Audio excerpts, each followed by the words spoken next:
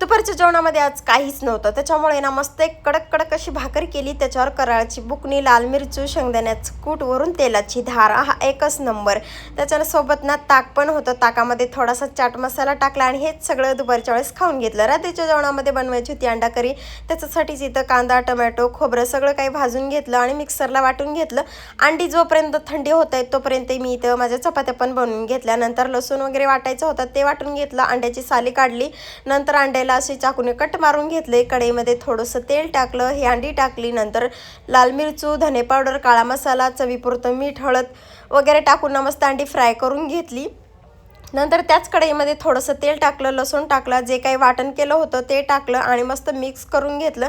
नंतर धने पावडर, लाल मिरचू, हळद, काश्मीरी लाल मिरचीसुद्धा ह्याच्यामध्ये मी टाकलेली. नंतर थोडंसं कांदा लसूण मसाला, काळा मसाला हे सगळं टाकून मस्त मिक्स करून घेतलं. त्याच्यानंतर जी अंडी फ्राय केली होती ती टाकली, थोडंसं पाणी टाकलं, 2-3 अंड्याचा येलो पार्ट काढला होता, त्याच्यात थोडंसं पाणी टाकून ग्रेव्ही केली, ती ह्या भाजीमध्ये टाकून मस्त अशी भाजी रेडी केली.